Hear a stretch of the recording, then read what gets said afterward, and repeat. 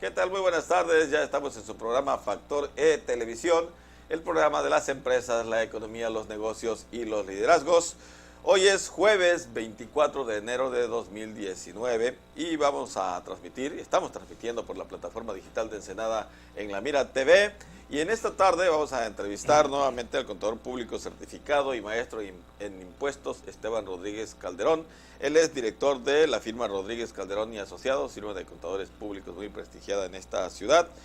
Y vamos a platicar de algo que a usted como empresario, como profesionista, inclusive como ciudadano le interesa, que es los avances en materia de incentivos fiscales. Vamos a un corte y regresamos.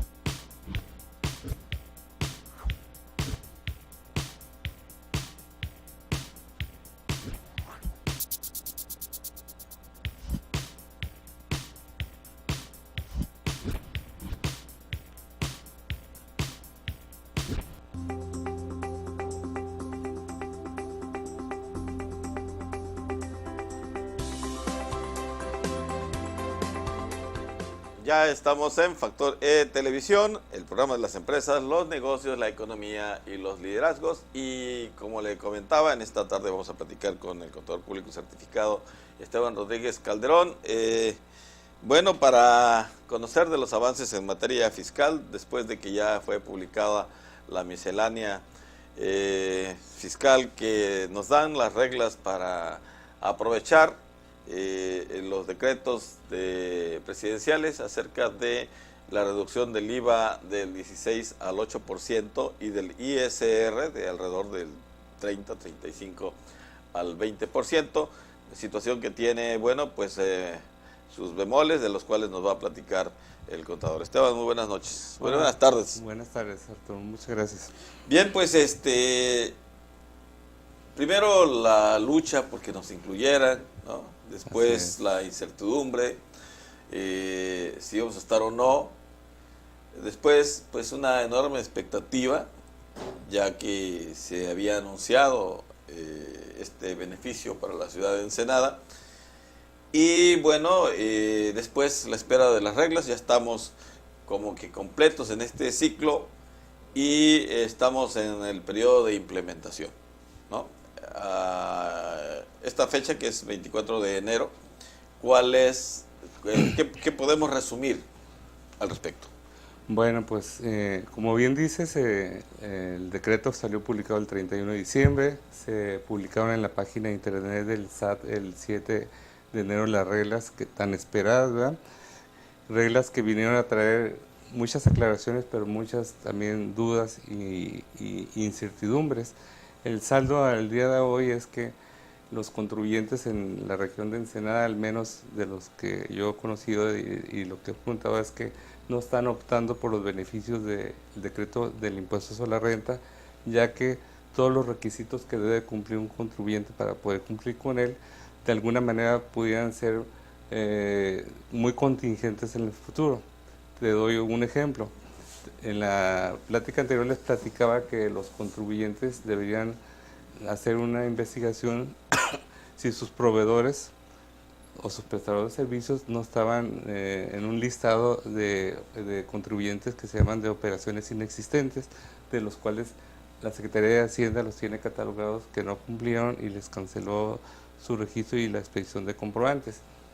Esa incertidumbre sigue porque la duda aquí es qué va a pasar el día de mañana que en una empresa algún contribuyente pague un servicio o la compró una mercancía y pasen los meses y de repente ese contribuyente salga publicado en esa lista y en consecuencia esas deducciones de esas compras o gastos que hiciste, como están en esa lista, ya no van a ser deducibles y lo peor del caso que en ese momento ya no vas a tener derecho a ese estímulo y la autoridad te va a cancelar la autorización para la reducción del impuesto sobre la renta y el contribuyente en ese momento va a tener 30 días para pagar lo que se benefició.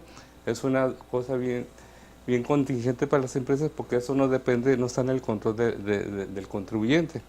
Otras situaciones bien importantes que los analizamos que era que para que una empresa tenga derecho a este estímulo de la reducción del impuesto de la renta es que no tuviera ningún otro estímulo fiscal, ninguna exención, ningún beneficio fiscal, ningún subsidio fiscal. Y vemos que en la práctica fiscal de las empresas, muchas empresas sí están aprovechando esos beneficios fiscales y estímulos fiscales. Te doy un ejemplo bien sencillo. Muchas empresas hasta el año pasado que compraban activos fijos nuevos y podían aplicar una deducción inmediata, podían deducir una depreciación más alta, esto era un estímulo fiscal. Te llega una multa de alguna autoridad y tú le pides una reducción, eso es un estímulo fiscal. El deducir el PTU como gasto en una empresa es un estímulo fiscal. Entonces, si tú aplicas alguno de esos beneficios, estímulos fiscales o subsidios, pues no tienes derecho a eso. Entonces, los contribuyentes que dicen, no, pues no me voy a arriesgar a que el día de mañana, a lo mejor a través de algún beneficio que tenga, voy a perder más por no tener aquello que por aplicar el estímulo fiscal, ¿no? Entonces, la otra contingencia es que estos contribuyentes que pidan la solicitud para estar en la reducción del estímulo fiscal tienen que estar de acuerdo, deben de manifestar su conformidad, que les pueden hacer revisiones, auditorías en tiempo real. Y en la resolución miscelánea sacaron algunos avisos, unos formatos, y esos contribuyentes que sí les autorizaron, por ejemplo, de enero a junio, en el mes de julio tendrán que presentar un aviso, un manifiesto donde le digan a la autoridad: sí, estoy de acuerdo que en forma voluntaria me hagas una revisión en tiempo real, pero en ese momento, en ese aviso, la autoridad nos está pidiendo un montonal de documentación como si fuera peor que una revisión de las que conocíamos, ¿no? Y entonces la autoridad, aparte, va a hacer un sorteo para ver a qué contribuyentes va a revisar, y en las reglas que vienen en la resolución miscelánea y en los avisos dice que pues va a poder citarte ahora a Tijuana, porque ya habían cambiado hasta eso, ¿no? Tijuana, o ellos podrán visitar tu domicilio, tus sucursales, tus almacenes. Entonces, los empresarios pues se sintieron, pues, ¿cómo le podría llamar? Porque ni siquiera eso está en las facultades de comprobación en las leyes, en el Código Fiscal de la Federación no está. Entonces dice, oye, pues si se hablaba que la autoridad, esto era un beneficio de reducción de impuestos y que la autoridad va a confiar a la palabra de los contribuyentes, pues eso también vino a ahuyentar eso. Yo te puedo decir, en lo que es mi experiencia, de algunos colegas que he platicado, que de 20 empresas, a lo mejor una están pidiendo el estímulo fiscal por impuestos sobre la renta. Entonces se volvió muy complicado y las empresas pues nos están diciendo. Otra cosa bien importante, Arturo, que eso estaba del principio: ¿quiénes no pueden optar? Y de los que no pueden optar aquí en nuestra zona, pues la mayoría son los que llevan a cabo esas actividades. ¿Quiénes no pueden optar? Por ejemplo, las maquiladoras. ¿Cuántas maquiladoras hay en Tijuana, en Mexicali, que no pueden optar? Aquellas empresas que venden, que exportan, porque acuérdate que para que puedas tener derecho a esta reducción del impuesto, debes de vender tus productos en la región fronteriza al menos el 90%. ¿Cuántas empresas pesqueras, agrícolas tenemos en el estado que exportan? Pues sí, las pesqueras, las agrícolas exportan la mayor parte de su producción. Claro, y a lo mejor entiendo la lógica del SAT, porque ellos ya tienen una reducción del impuesto sobre la renta y tienen ciertos beneficios, pero entonces quiere decir que de la masa de contribuyentes, al menos de Ensenada, pues muchos van a ser pequeños y medianos contribuyentes que no van a ser pues, los grandes industriales o las grandes empresas, ¿no? Entonces, el impuesto sobre la renta se vino a complicar todo eso, ¿no? Y eso le complementamos con el otro tema que no tiene que ver con los beneficios, que ya nos quitaron las compensaciones universales, ¿no? Entonces, donde los contribuyentes, los impuestos que tengan a favor, van a poderlos compensar con un mismo impuesto, IVA con IVA, ICR con ICR y IEPS con ICR. En las empresas que hay en la localidad, por ejemplo, los saldos de IVA, podías pagar ICR y podías pagar el impuesto de retenido de los trabajadores.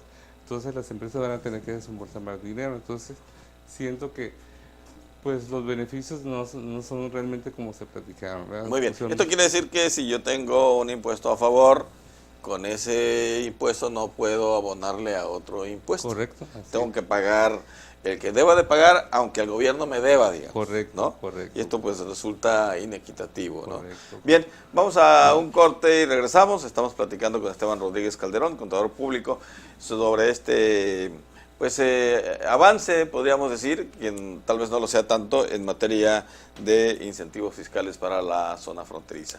Regresamos, no se vaya.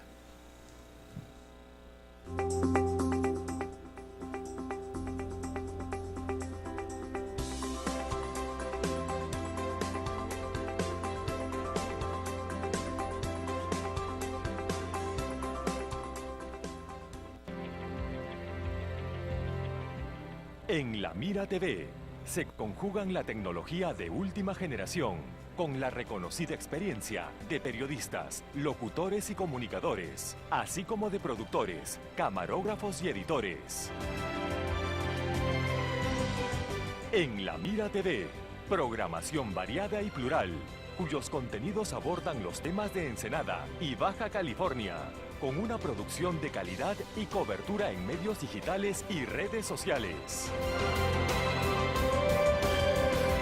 En La Mira TV, una señal incluyente y comprometida socialmente. Mezcla y conjunción de distintas generaciones, unidas en la responsabilidad de ofrecer productos de calidad técnica y de contenidos. En La Mira TV, la nueva plataforma digital de Ensenada. En Tizam, diseñamos mezclas de té y tisana mediante la combinación de ingredientes de distintas regiones del mundo. Siempre hay una mezcla de té para cada ocasión, ya sea para disfrutar en casa, con amigos o familia. También, claro están las que se toman para relajarse, dormir o despertar en el día. Tizam te invita a disfrutar un sabor original, ya sea en frío, en caliente o con leche. Donde quiera que estés, siempre puedes disfrutar de una taza de Tizam. Infusiones de origen.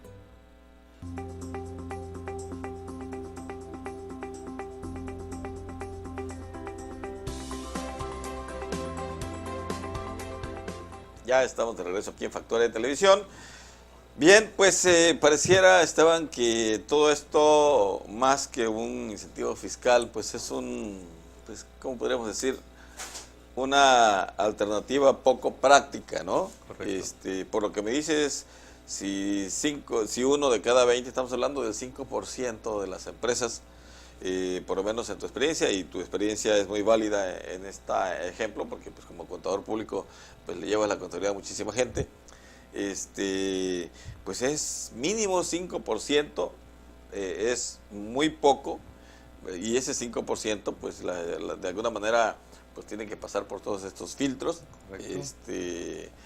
Y pues la expectativa no se ve muy prometedora, ¿no? Estaba viendo, Esteban, en un curso que ustedes ofrecieron y también en otros cursos de otros despachos de contadores, el de la Coparmex, que había muchísimos contadores presentes tomando esos cursos. Correcto. Empresarios, vi como 300 en el tuyo, seguramente hubo como 500 en el colegio. Correcto. ¿Verdad? Correcto. Otros tantos en los cursos de otros despachos. Mis colegas. Entonces, de verdad que primero hay mucho desconocimiento incluso de los que saben de esto. Así es. Creo yo que no podemos pedirle a los empresarios y mucho menos a la gente que está haciendo micro y pequeña empresa, que pues apenas tiene para ir de alguna manera sacando adelante sus negocios, pues meterse a este embrollo, ¿verdad?, de tratar de aprovechar, entre comillas,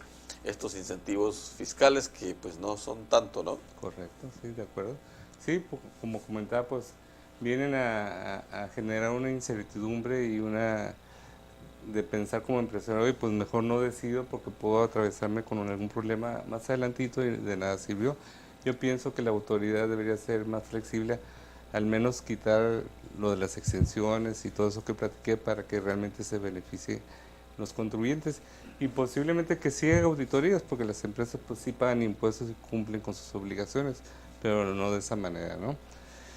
Para efectos de IVA, Juan, la cosa es diferente, Arturo, la cosa es diferente porque ahí sí, algunos sí están presentando el aviso. Acuérdense que son dos impuestos, el ICR y el IVA, y los dos tienen reglas diferentes. En el impuesto sobre la renta debes de pedir autorización para que te la den o no, y en el IVA, en el decreto decía que solamente teníamos que avisar, pero resulta que en la resolución miscelánea salieron los formatos, y el formato dice solicitud para acogerte al decreto de la reducción de la tasa del IVA. ¿Qué ha pasado con el IVA? Sí, se han inscrito muchas empresas, la única contingencia, y la verdad que ahorita presentar el aviso de alguna manera es sencilla. Aquí lo que está pasando en la práctica, que hay empresas, por ejemplo, que a la hora que uno se mete a hacer el trámite de presentar el aviso, la autoridad lo tiene como no localizado, aún y cuando esos contribuyentes llevan años pagando impuestos, incluso que tuvieron ya verificaciones anteriores del SAT, pero en el sistema del SAT aparecen como no localizados.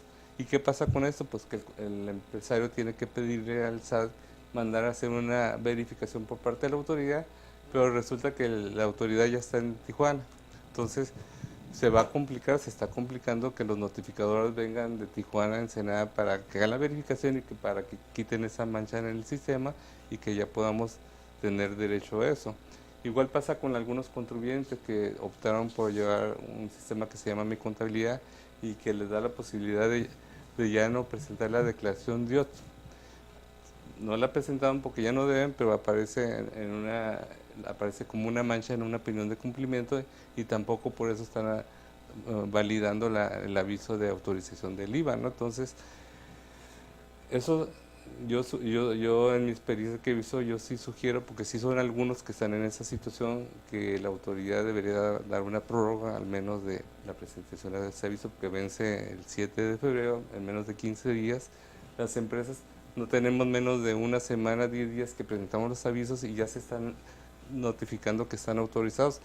Eso van haciendo apenas realmente, porque apenas vamos a poder expedir el comprobante, y los que ya están en eso, pues también para expedir el comprobante de donde ya cobraron dinero. Entonces sería una idea muy buena que la autoridad diera una prórroga, igual que el impuesto sobre renta para el 30 de abril, para que esos contribuyentes puedan cumplir realmente y solventar las inconsistencias que no son ciertas por parte del contribuyente, ¿no?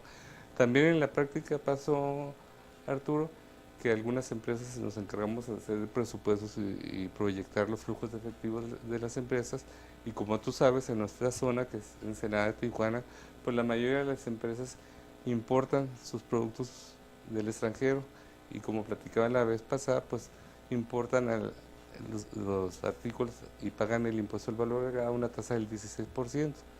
Pero resulta que si optan por vender sus productos a la tasa del 8%, pues al final de los flujos se quedaban con saldos a favor de IVA, y son dineros que se tendrían que solicitar en devolución.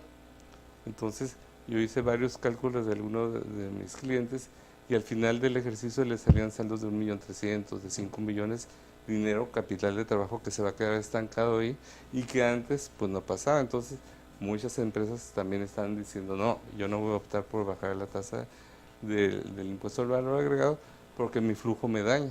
Entonces yo importo al 16 y vendo el 16 y acredito el impuesto y no me va a quedar con ese saldo a favor.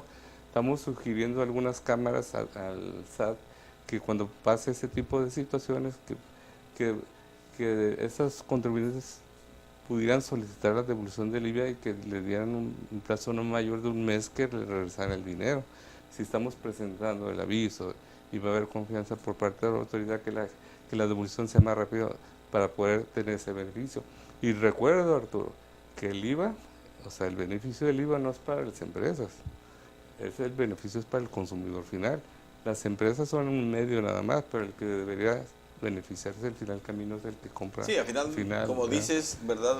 La empresa, el comercio es un medio de recaudación, ¿verdad? Uno va y compra en el mercado, te cobran el IVA y el mercado, cualquier negocio que sea, gasolinera, lo que usted quiera, pues lo entera al fisco. Y lo que está pasando con esto es que pues no está resultando ser precisamente un incentivo. Lo único de cierto que tiene es que es fiscal. Correcto. Pero no es un incentivo. Segundo, creo que contraviene la propuesta que hizo o promesa de campaña del actual presidente de la República, Andrés Manuel López Obrador, que dijo que iba a simplificar la manera de pagar impuestos. Correcto. También dijo que iba a tener plena confianza en los contribuyentes, que tampoco está ocurriendo. Entonces, pues creo que no se está haciendo lo propio para que la región sea más competitiva. De alguna manera, los contribuyentes, los empresarios, van a buscar la manera de sobrevivir, de sacarle la vuelta Correcto. a esta situación, de cambiar de giro, de muchísimas cosas, pero lo que debiera ser más importante es que la colectividad, la región, la comunidad, los consumidores finales, pues no se van a ver beneficiados como se esperaba que ocurriera con esta plan de incentivos fiscales para la zona fronteriza, ¿verdad? La zona económica fronteriza por la que tanto se luchó. Pareciera ser que el gozo se fue al pozo. Ojalá y eso se pudiera corregir. Regresamos, Esteban, si te parece, vamos a un corte. No se vaya, estamos platicando acerca de la miscelánea fiscal o estas reformas fiscales y reducciones de impuestos y demás. También vamos a hablar del tema de la gasolina, si te parece. No se vaya.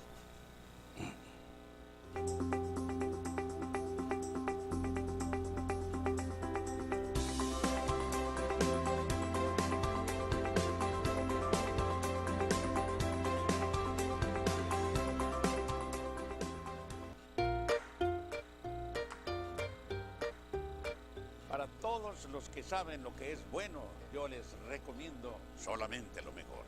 Todos los lunes tenemos el programa de la buena salud.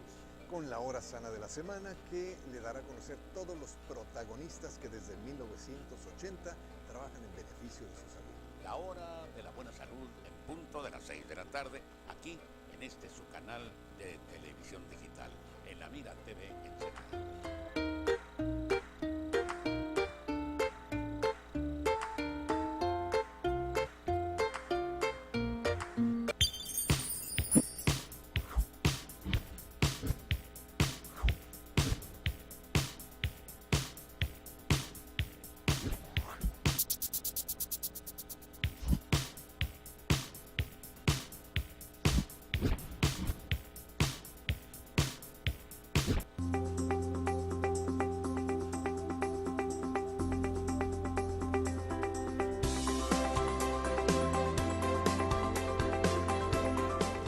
Ya estamos de regreso aquí en su programa Factor E Televisión. Les recuerdo que también, además de transmitir por la plataforma digital de Ensenada en La Mira TV, también estamos transmitiendo por la plataforma digital del periódico El Vigía.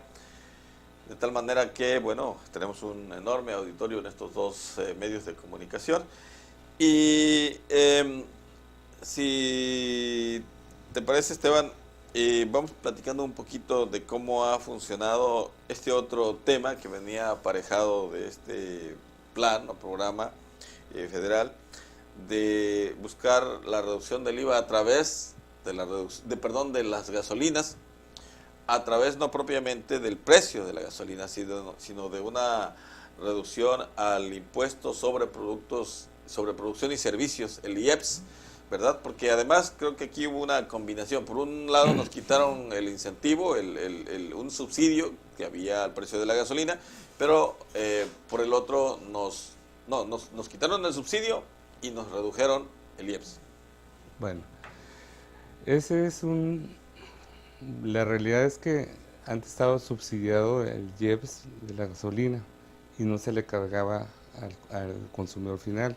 En la ley del IEPS y las publicaciones que hace el Sistema de Administración Tributaria, resulta que a partir de enero del 2019, el IEPS, la gasolina ya tiene una tasa IEPS. Es muy pequeña, pero se está causando. En Sí, es muy pequeño, son cuatro pesos, ¿no? en resumen, antes no, el IEPS estaba subsidiado por el mismo gobierno y lo cobraba, Así es. y ahorita no está el subsidio, pero ahora sí lo está pagando el consumidor. Lo que está causando la reducción del precio de la gasolina no es eso, lo que está causando la reducción del IVA, verdaderamente.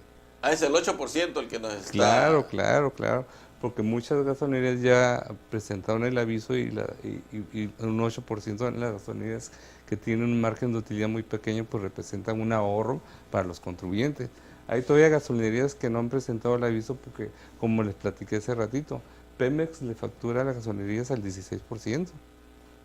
Entonces, si bajan la tasa del 8% del consumidor final, el consumidor final sí se está beneficiando, pero la gasolinería se va a quedar con saldos a favor de IVA.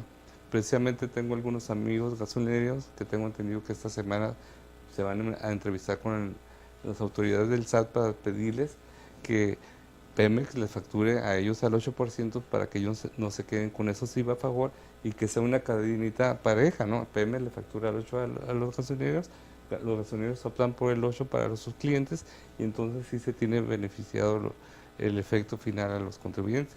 Pero les vuelvo a repetir, yo conozco algunas gasolinerías que no han optado porque no les conviene en su flujo efectivo y esas son las que no han bajado el precio de la gasolina. Pero entonces en el tema del IEPS, en el inicial que me preguntaste, la respuesta exacta es, Arturo, antes estaba subsidiado y no se pagaba IEPS. Tienes mucha razón. A partir de enero sí se está pagando IEPS. Tienes mucha razón. Sí, había una tasa de IEPS de la cual el gobierno sacrificaba una parte para no subirle demasiado a la gasolina. Bueno, podríamos decir que por razones políticas. Correcto. Y sí tienes muchísima razón. Correcto. Pero ¿no implica esto una mayor complejidad? Porque bueno, es cierto que la gasolina se entrega en la franja fronteriza o en la región fronteriza. Somos parte de la región fronteriza norte. Pero también es cierto que se entrega una gasolina importada. Correcto. ¿Verdad? Y si se importa, entonces se importa al 16%. Así es, correcto. Y si Pemex importa al 16%, entonces de acuerdo, ya legalmente no tiene derecho, ¿verdad?, a solicitar la reducción del IVA. Es que es en cascada, ¿no? O sea, estamos en flujo efectivo. Estamos metidos en una situación, en un embrollo, porque tendría que ser una excepción la Secretaría de Hacienda con Pemex para autorizarle que en la frontera, solamente en la frontera, en la región fronteriza norte económica, lo cobre al 8% a las gasolineras para que lo puedan repercutir a favor de los ciudadanos. Y para que se logre el objetivo del beneficio del IVA, porque recuerden que este beneficio es para el consumidor final, para las empresas no, para las empresas es un medio y hay que no perder ese punto de vista. Y sí, ojalá que los gasolineros de la localidad logren esa solicitud para que realmente el consumidor final se beneficie, ¿no? Pues está muy interesante y además abre otros interrogantes porque vemos ya mercados minoristas, ¿no?, lo que llamamos supermercados, que bajaron el IVA de manera muy rápida, ¿no? También vemos, yo por ejemplo he vivido el ejemplo, voy a una gasolinera y pues nada más me dan el ticket en espera de poderme facturar. El problema es que yo estoy pagando el mismo precio de la gasolina. Correcto. ¿No? También fui por allá a un mercado, un gran mercado al que todos van, con tarjetita, y no te está dando facturas. No sé si en este momento ya lo está haciendo, pero pues a ti no te va a beneficiar. Simplemente lo que va a cambiar es si te aplican el 16 o el 8. Por lo pronto tú ya pagaste el 16 porque así estaba tasado el principio de año, ¿no? Entonces ese beneficio ya no le va a llegar al consumidor, el mercado se va a quedar con él. Posiblemente. ¿No? Pero recuerda que el beneficio fue a partir del 1 de enero. No se ha podido dar factura porque apenas el SAT está autorizando que sí tengan derecho a este beneficio y ya técnicamente en los sistemas ya que podamos pedir factura, ¿no? Y eso está sucediendo en esta semana y de aquí en adelante, ¿no? Pues sí, pero ¿qué va a pasar con los precios ya redondeados? Ni modo que te devuelvan el 8%, ¿o qué va a pasar? Pues o se lo queda el mercado. En estricta teoría pues debería ser el 8%. Bien. No puede ver 8 y 16, ok. Claro, Esteban, ya para finalizar, nos vamos a robar un minuto, como casi siempre,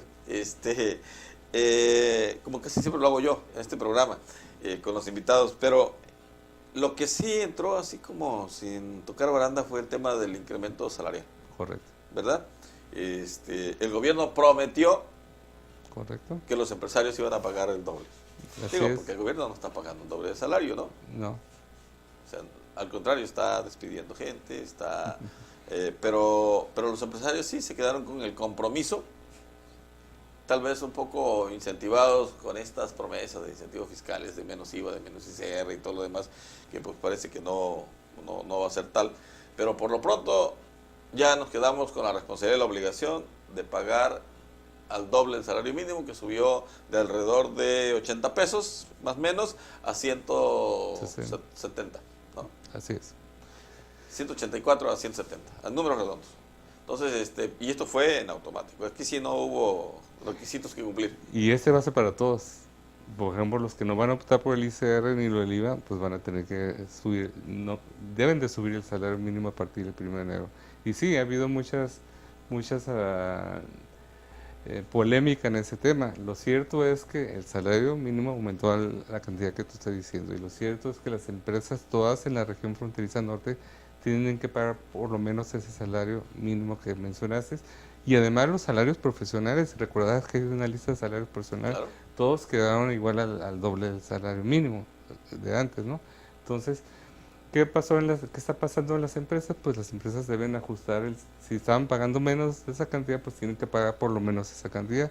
Habrá empresas que antes pagaban más que del salario mínimo actual, pero era a través de planes de previsión social que daban bonos de asistencia, puntualidad, vales de despensa. Entonces, lo que ocasionó que muchas empresas también hicieran que cancelaran esos planes de previsión social que daban a los trabajadores, que Ahora ya no se paga. allá no se pagan porque ellos tuvieron que aumentar el salario y pues financieramente No podía hacer las dos cosas al mismo ya, tiempo.